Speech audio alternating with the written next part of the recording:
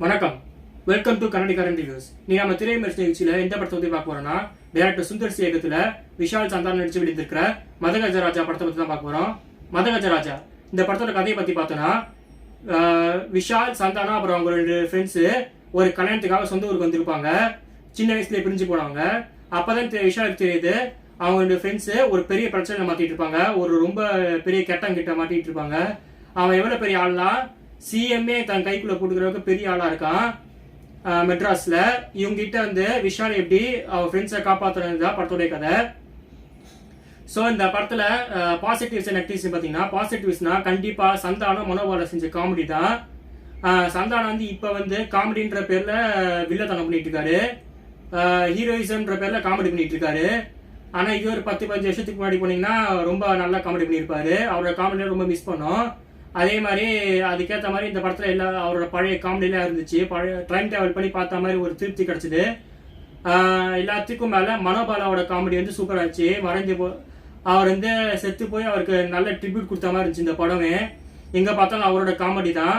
படத்துக்கு நம்ம செலவு செஞ்ச டிக்கெட் காசு இருக்குல்ல, அது இவரோட காமெடிக்கே சரியா இருந்துச்சு. அப்புறம் பாத்தீங்கன்னா வளர்லட்சுமி சரத்குமார் வராங்க. அவங்கள கிளாமருக்கு மட்டுமே கூப்பிட்டு வந்திருந்தாங்க. அஞ்சலியும் அதுக்கு தான் கூப்பிட்டு வந்தாங்க. என்ன அவங்க அட்லீஸ்ட் ஒரு 2 டூயட்டுக்காக வராங்க விஷால் கிட்ட. விஷாலோட நடிப்பு பார்த்தீங்கன்னா விஷாலோட பழைய நடிப்பு இருந்துச்சு. இப்போ வந்து மொக்கையா அடிச்சிருக்காரு. அதே மாதிரிலாம் அடிக்கல, நல்லா அடிச்சிருந்தாரு. 6 பேக்லாம் அடிச்சுக்கிட்டு. இந்த படத்துல வில்லன் கேரக்டரா சோனு சூட் வராரு. அவர் வந்து கொஞ்சம் வீக்கா தான் இருக்காரு வில்லனா. இருந்தாலும் இந்த படத்தோட காமெடி வந்து இந்த படத்தோட குறைகள் வந்து ஓவர் ஷீட் படிச்சுன்னு தான் சொல்ல முடியும். சுந்தர் சி படம்னாலே கதை வந்து ரொம்ப வீக்கா இருக்கும். ஆனா படத்துல காமெடி என்டர்டைன்மெண்ட் ரொம்ப நிறைய இருக்கும். அதே மாதிரி தான் கரெக்டா இருந்துச்சு. இந்த படத்துல என்னதான் குறைகள் இருந்தாலுமே கூட இந்த படம் வந்து நல்ல திருப்தியா பாக்குற படம். யார் வேணாலும் பார்த்து என்ஜாய் பண்ணலாம்.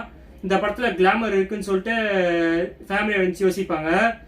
ஸோ உங்க இஷ்டம், நீங்க போறதும் போகாததும். இந்த படத்துல சந்தானமும் மனோபாலமும் மட்டும் இல்ல, நிறைய மறைந்து போன நடிகர்கள் இருக்காங்க. ஃபார் எக்ஸாம்பிள் இவர் இருக்காரு மணிவண்ணன் சாரு, அவரும் நல்லா நடிச்சிருந்தாரு. எல்லாருமே நல்லா நடிச்சிருந்தாங்க. மொட்டை ராஜேந்திரன் வந்து வில்லனா வருவாரு. இருந்தாலும் அவரும் நல்ல காமெடி தான் பண்ணியிருப்பாரு. ஸோ இந்த படத்தை ஃபேமிலியோட ஃப்ரெண்ட்ஸோட யாரோட வேணாலும் பார்த்து என்ஜாய் பண்ணுங்க. இந்த படத்துக்கு கன்னடிக்காரன் கொடுக்குற ரேட்டிங் வந்து 80/100. So thank you. மதகராஜா நல்ல சக்சஸ்ஃபுல் ஃபிலிம் ஆகிறதுக்கு என்னோட வாழ்த்துக்கள்.